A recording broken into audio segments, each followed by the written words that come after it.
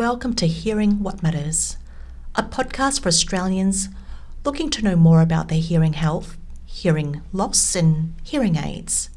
My name is V. Tran, host of your podcast. I do work for Active Audiology, an independent clinic in Melbourne, and my purpose with this podcast is to deliver information that is controversial, independent, honest, for those looking to improve their hearing health knowledge and make informed decisions. Cris, welcome. Welcome to Hearing What Matters. Thanks, V. Audiology, Cris.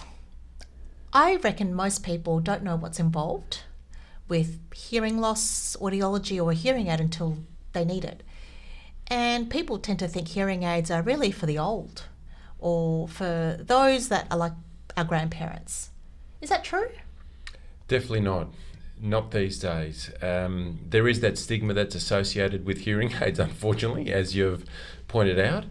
However, there's been a lot of changes now, and what we're finding is because the device are more cosmetically appealing, firstly. Secondly, they are a lot more effective, more comfortable to wear, and we get much better results. We're finding that even a younger than our typical patient age is exploring an option for hearing aids, doing something about their hearing. Now, I don't think it means that we're finding that hearing loss is more prevalent in a younger age group. I believe it's because the device themselves are just better, a lot better than what they used to be. How long have you been doing audiology for? It's been close to 27 years, I'd say. And why did you start doing it or select it as a course? I wish I could tell you it was my passion from an early age as a child. However, it wasn't. And quite frankly, I'd never heard of audiology until I stumbled across it at uni. Something that I did want to do and what I knew that I was passionate about was to work with people and to do something that will use my skills to help them to get a better outcome, and something that was in the health industry, and this was perfect for me. How long did you study for? 6 years. At which university? At Melbourne University. Right, so 6 years, it's like a medical degree. It's a long time. The course has changed over the years to when I went through it and to what it is today, but still the calibre of students that come out really are well knowledged and versed in the field of audiology. I can imagine so much has changed since you started to today's technology and practices. Yeah, there's been a lot of changes. Look, fundamentally, the skills are the same. However, the equipment that we've got to use, meaning the hearing aids, has just changed exponentially over the years and continues to change. Cris, are hearing aids worth it? I hear mixed responses or mixed feedback. In fact, I hear a lot of negative feedback with hearing aids from people who have said they've spent thousands on them and they're useless, or they hurt, or they don't work, or they make everything loud. Are they really as good as what everybody says they are? Look, the short answer is yes, they are. But it's important to make sure that there's a few things that fall into place, and that is you've got the right device. So you've got the right level of technology that meets the expectations of the hearing aid wearer. Quite often people are disappointed because they're just not working as expected. And also aligning what the realistic expectations are with what to expect from improving your hearing. Another factor is the degree of hearing loss, what we've got to work with. If you've got someone who's got a severe to profound hearing loss, quite frankly, it's just not possible to be able to hear like you did when you were 20 years old. So there's a lot of variation that will determine how successful the outcome is. Can you share with me how, when it works well, how it transforms people's life? What do you see the before as, and then what happens afterwards? Well, I guess the before is people come in, I see them, they're frustrated, they're angry, they are just fed up with everything, with life, and just begin to withdraw because communicating is too difficult. It's too difficult for them, it's too difficult for their significant others, spouses, family. And for those that undergo the whole hearing aid experience, it's a complete 180. It's transformational for them. Their life just becomes the complete opposite to what they were experiencing before. So they can now hear conversations. They're more comfortable to be present in group situations. They're not withdrawing. They're actively wanting to participate in environments where communicating and speech is key. So they're attending lectures and so forth. I see a lot of husbands or wives complaining about their spouse's hearing loss. And often the spouse or the person with the hearing loss thinks they're fine. In fact, they think they're so fine that it's the other person's fault. And so what do you do in those situations where a person's really hesitant to seek help or even be fit with hearing aids or make that jump? And everybody else around them is telling them there's a problem. But what do you do if they present to you and they're completely fine in their eyes and ears? Well, I guess this is what I see quite often is people who are in denial.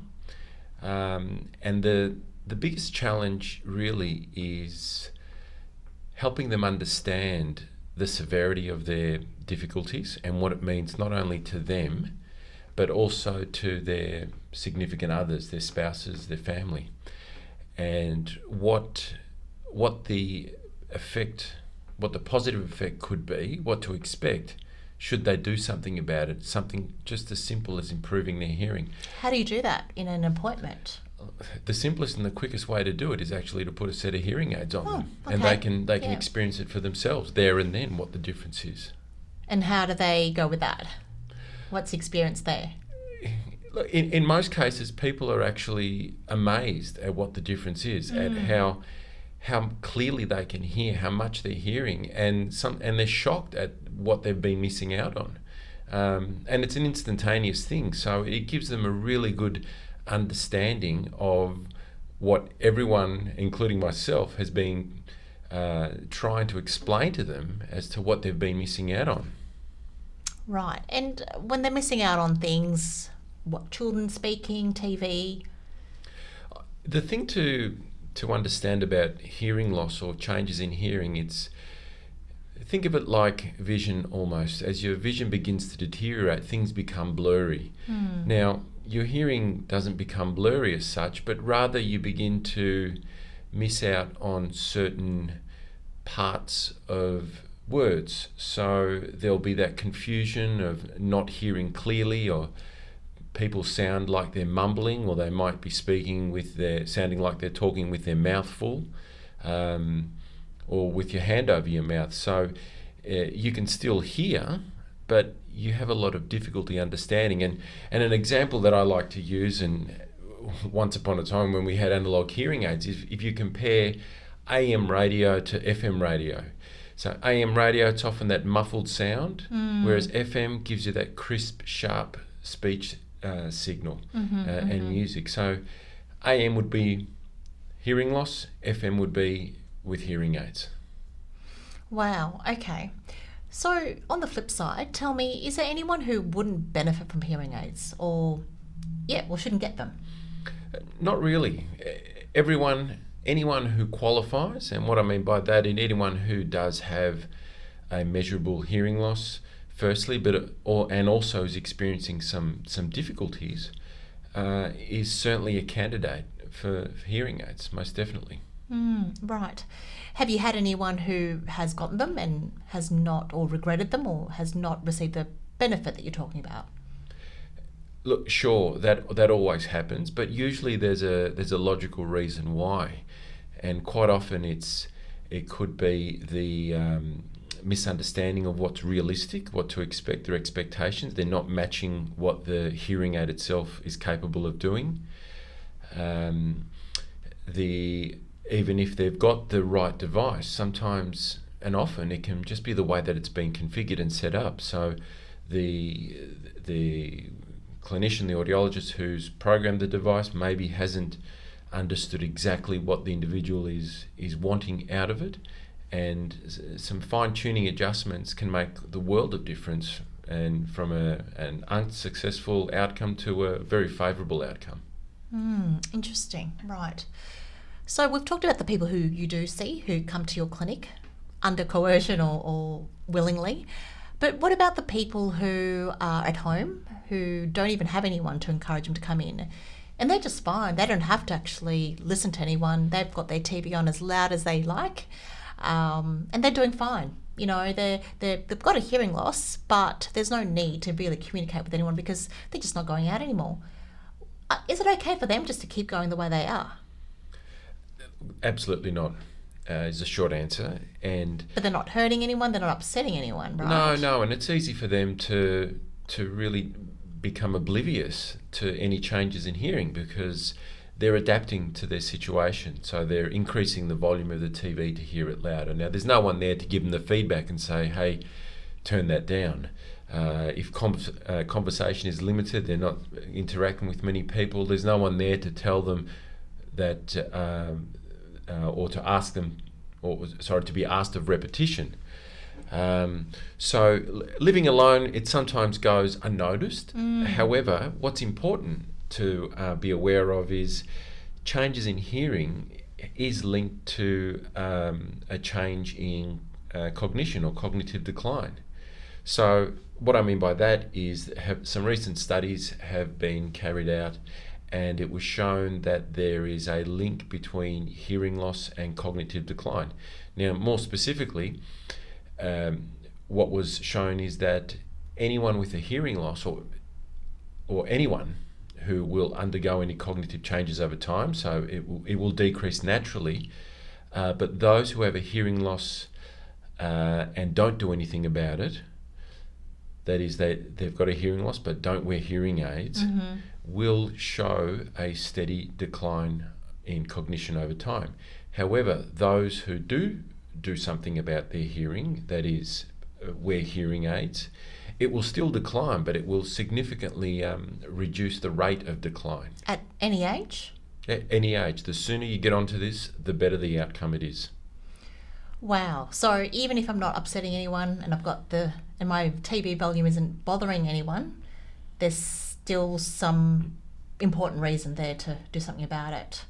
Most definitely. There's the mental reasons, but there's also the changes that occur within the brain if you're not stimulating these pathways on a regular basis.